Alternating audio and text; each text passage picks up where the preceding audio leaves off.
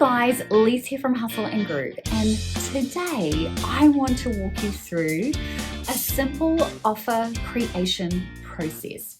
It's a process that I use whenever I'm sitting down and I get an idea to create something.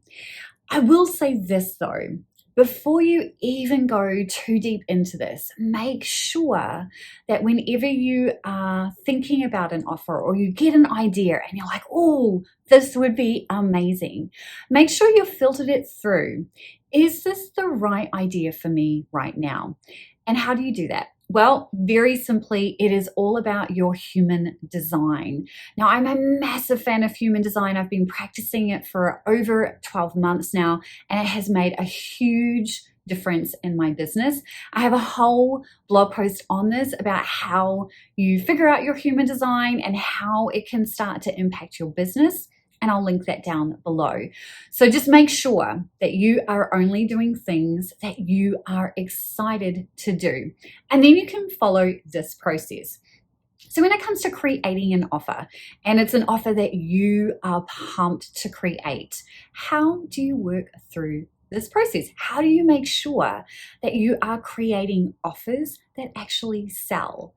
Well, step one is making sure that you have an offer that is solving a problem, and it's solving a problem that your audience recognizes they have.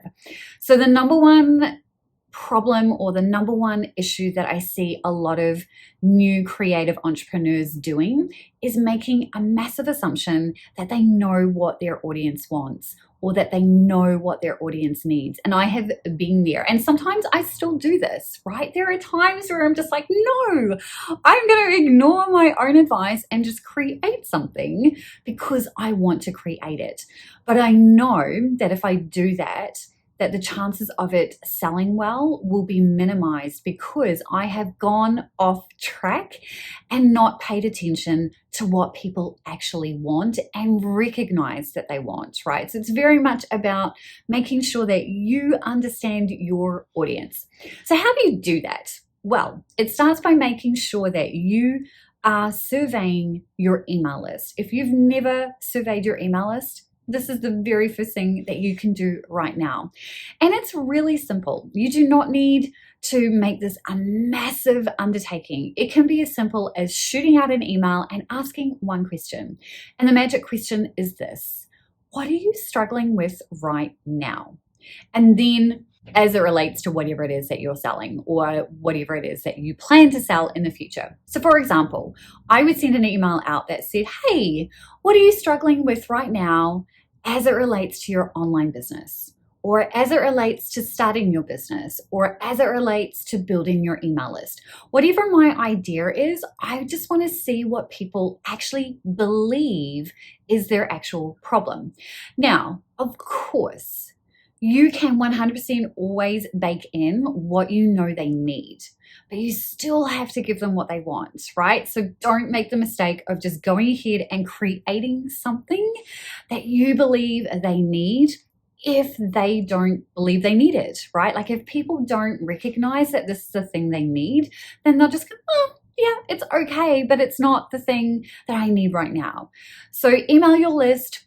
Put a Facebook poll in your group, in somebody else's group that you're allowed to do this in, and just ask that question. You do not need to go any deeper than that. Once you've got that feedback, and let's say you are good to go, right? Let's say, yes, this offer that you have got this idea for has been confirmed by your audience. Now, if it hasn't, then you've got some data to actually create something, right? You've got some data to now go forward. Either way, you can move forward. Then the next step in terms of making offers that actually sell is making sure that you are able to clearly articulate the tangible transformation that you are helping someone achieve. Now, what does that mean? Tangible transformation. Basically, it means that you can clearly say to this person, hey, when you go through my offer, when you complete it, whatever, this is what life looks like for you on the other side. Now, the easiest way to do this is by telling a story. And the easiest way to get to that point is to start with what I like to call Island A. So this is where your audience is kind of hanging out right now. They're in, pain central over here. So start by telling a story. Start by saying, hey, meet Julie. Julie is struggling to get out of bed in the morning. Her alarm goes off. She hits the snooze button about 5 times. And by the time she's dragging her butt out of bed, she is not excited at all about going into work. In fact, she feels sick to her stomach. She heads into the kitchen, pours herself a coffee, grabs a piece of toast, and walks out the door.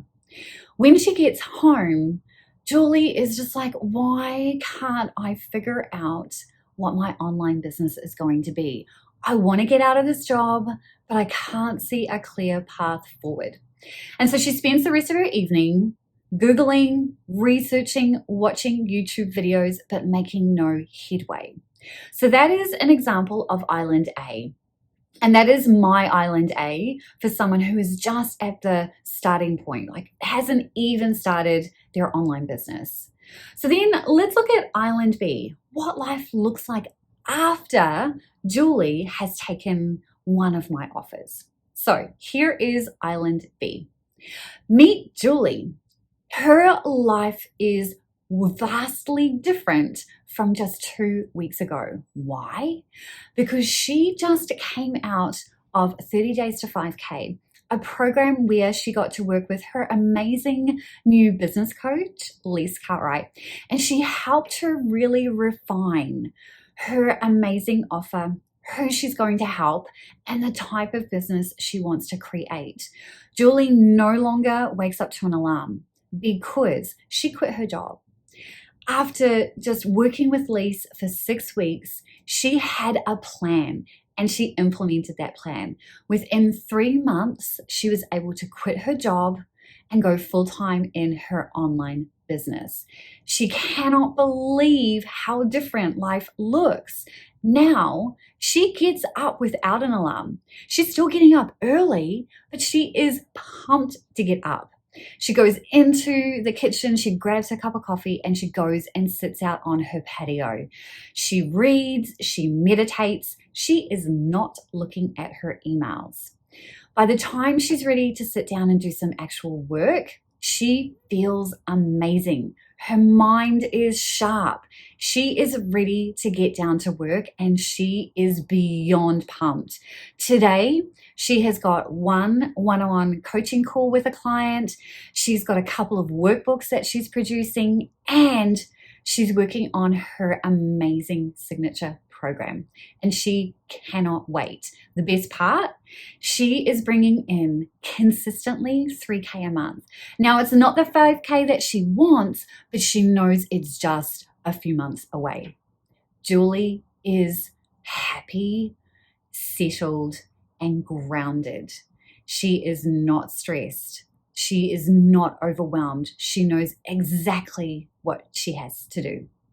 And all of this because she decided to invest in herself through 30 days to 5K. Now, that is not exactly how I would explain that, but you get the picture.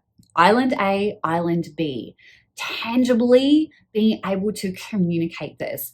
Now, I love to just sit there and write those types of stories for every offer that I create so that I get into that mindset so that when it comes to writing my sales page, when it comes to writing my sales emails, and when it comes to writing anything that I'm going to put on social media, it's easy because I've got this content to pull from. So whatever you want to do, you don't have to do stories, but you just need to be able to go, okay, this is where they are over here right now, and this is where they want to be.